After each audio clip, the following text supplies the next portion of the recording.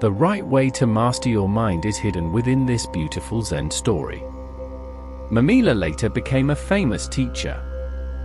But when he was still studying under his master, he was asked to explain the sound of one hand clapping. Mamila devoted great effort to the question. Yet one day his master told him, "You are not working hard enough. You are still too attached to food, to money, to possessions, and even to this sound. It would be better if you died." When Mamila returned to his master, he was asked again what he had discovered about the sound of one hand clapping. Without hesitation, Mamila fell to the ground as if he were dead. The master said, "Very well. You are dead.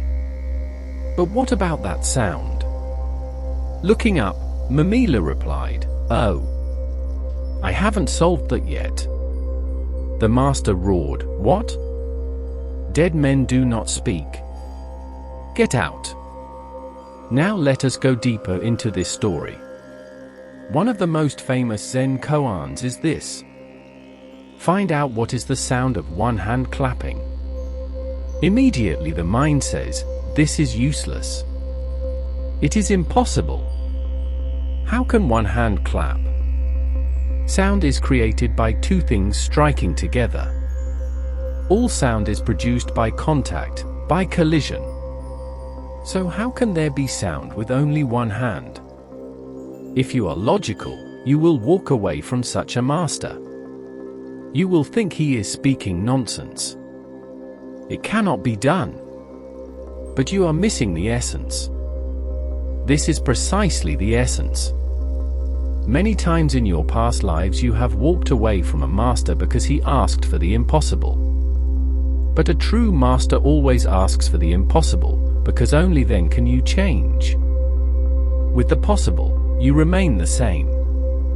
If your mind says, "This is possible," then you are still inside the mind. If your mind says, "This is impossible," then you are already outside it. Attempt the impossible. If Mamila had been argumentative, he would have left immediately. But he stayed. He knew very well that clapping with one hand seemed impossible, yet he trusted that if the master asked it, there must be something beyond his understanding. This is faith. This is trust. The absurd is necessary to take you beyond the mind, because the mind functions through reasoning. If you say, "Explain it to me first. If I understand it, then I will try," the master cannot help you. There is nothing to explain. Only a transformation of consciousness can give you the eyes to see, and to laugh with the master. When that happens, explanation becomes unnecessary. The master asks for the impossible because he asks for trust. If he asked for something reasonable, you would simply analyze it, form an idea about it, and then trust your own mind. But when the mind cannot form an idea, when it feels helpless and incapable, and yet you continue, that is trust. Mamila continued. He trusted the master. There are only two possibilities. Either you reject the master, or you reject your mind. The struggle is not between you and the master. The struggle is between your mind and the master. When the mind is defeated, there is no barrier between you and the master. You become one. The disciple becomes the master, and the master becomes the disciple. All barriers fall. The barrier is the mind. And it will say, "This master is crazy. He is asking the impossible. Find someone reasonable." But Mamila persisted. He rejected the mind. To reject the mind is a sign of trust. The mind is rational. Therefore trust appears irrational. One day, the master told Mamila, "You are not working hard enough." And Mamila was working hard. But masters are impossible to satisfy. They will hammer at you again and again, because you do not know your own capacity. You do not know yourself. When you say, "I am working hard," the master sees that only a fragment of you is working. Perhaps 1/10 of your energy is involved. The remaining 9/10 are asleep. The master wants your total being engaged in the effort. Only then can transformation happen. He told Mamila, "You are still attached to food, to wealth, to things, and even to this sound. It would be better if you died." What did he mean? These are ordinary attachments of the world. Food is an attachment, and it becomes even stronger when someone represses sexuality. In a monastery, when a monk renounces sex and lives celibately, the energy often shifts toward food. When a man is conditioned by attachment, he may leave the world behind, but nothing truly changes. He can abandon his palace and keep only 3 robes, yet those 3 robes will become his new obsession. All the attachment that once surrounded the palace is now concentrated on those robes. You can renounce objects, but the feeling of attachment remains. The master said, "You are still attached to food, to riches." Mamila no longer possessed riches, yet attachment is not about possessions. It is about inner clinging. Then the master added, "You are also too attached to this sound. Even meditation can become attachment.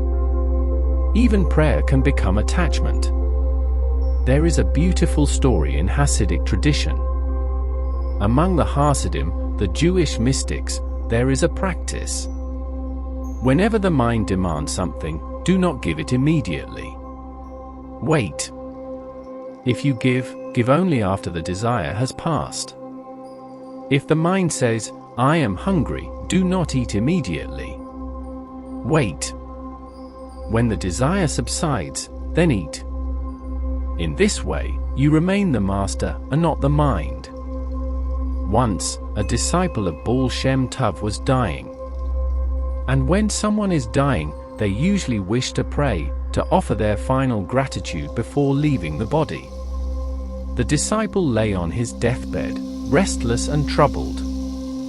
Baal asked him, "What is wrong?" The disciple said, "My mind tells me to pray. But according to our tradition, I cannot pray until the desire to pray has passed. I must wait until the urge disappears. But I do not know whether I will still be alive when it does." So he kept turning in his bed, struggling to remain alive long enough for the desire to fade.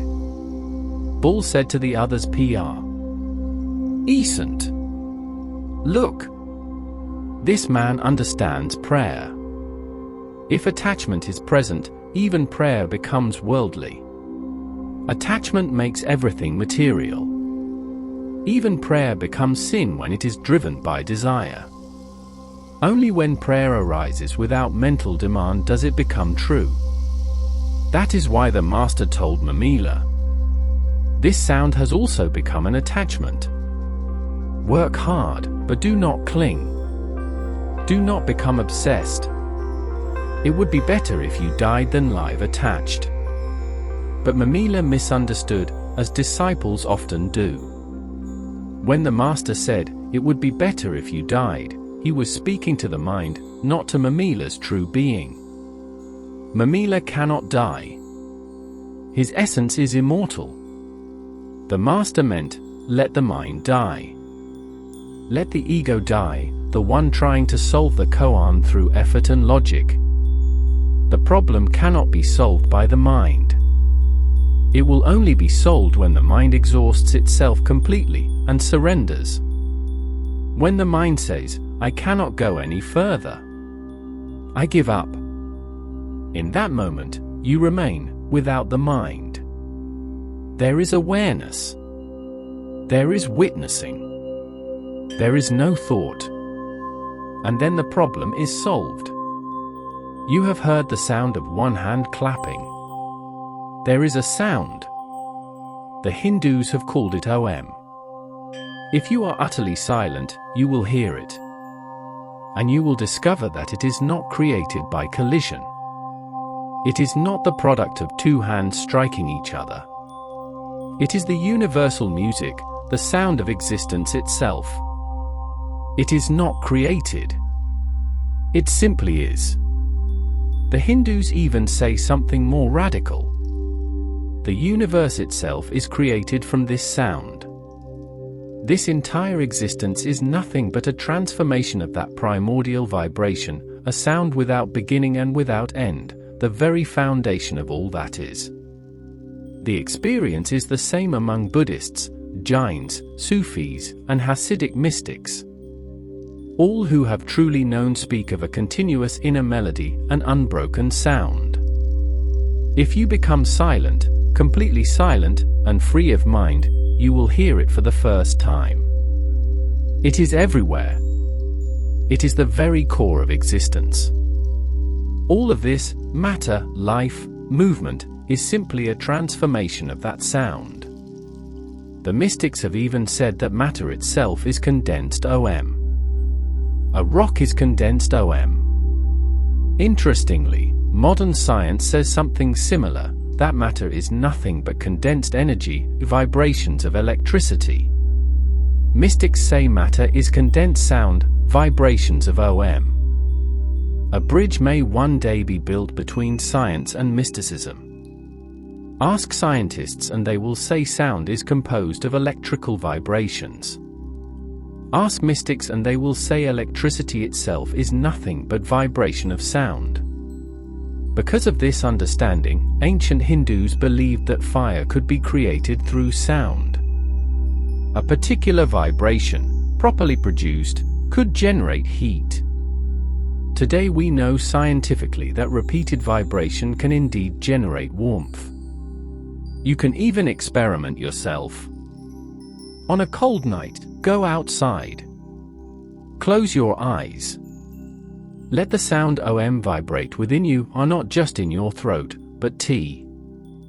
Rough out your whole body, from your toes to the top of your head. Allow your entire being to resonate.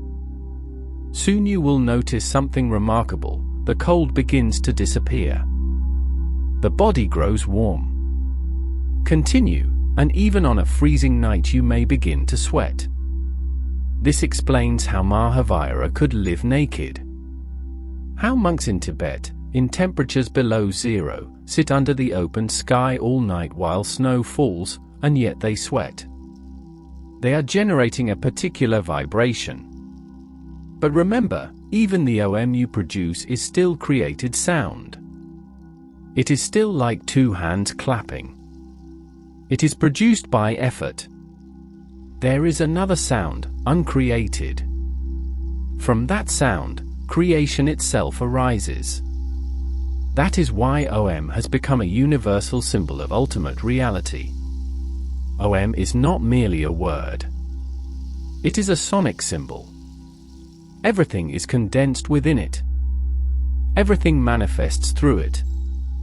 When the master told Mamila, "It would be better if you died," he meant, it would be better if the mind died, rather than remain attached to food, to wealth, to things, and even to this sound. But Mamila misunderstood. He thought it was a technique. He thought, so I must die. But how can you manipulate death? If the manipulator is still present, you are alive. You may imitate death. You may act it out. But the mind remains. Even suicide is not true death, because it is performed by the mind. The mind remains the door, and therefore it continues. You cannot truly commit suicide. There is only one real death, enlightenment, samadhi. In that death, the mind is not the manipulator. That is why Buddha dies and does not return. That is why it is said that one who has attained ultimate enlightenment is not reborn. When the mind disappears, who is left to desire? Who is left to seek another body? Who is left to project another life? Only the death of the mind is real death. And the mind cannot engineer its own disappearance. If it tries, it survives as the one who tried. The story continues. When Mamila returned to his master, he was once again asked, "What do you have to say about the sound of one hand clapping?" These questions are not meant to be answered verbally. You must show the answer, through your eyes, through your presence, through your whole being. You must become the answer. You cannot answer with words, because then the mind is speaking. You can only be the answer. So Mamila fell to the ground as if dead. He was imitating. He thought, "The master said it would be better if I died, so I will die." But the mind was still operating. It was the mind that decided to fall. The master said, "Very well. You are dead. But what about the sound?" Mamila looked up and replied, "Oh, I haven't solved that yet. This is beautiful." The master was saying, if you are truly dead, the problem is already solved. When the mind dies, the sound is heard automatically. If the mind is absent, there is no possibility of missing it. The sound is always present. It is only the noise. Say of the mind that prevents you from hearing it. Even for a single instant, if the mind withdraws, you will know it. You cannot miss it. Then the master roared, "What? Dead men do not speak. Get out. Only the mind speaks." If Mamila had remained silent, truly silent, that would have been the answer. But he was only pretending. He was not truly still. You cannot deceive a master. Not even by pretending to die. The master said, "Dead men do not speak." When the mind disappears and the master asks, "What about the sound?" there is no reply. The whole being stands there as the answer. No explanation is needed. In fact, all explanations are wrong. This koan has appeared many times in Zen history. It once happened with the monk Rinzai.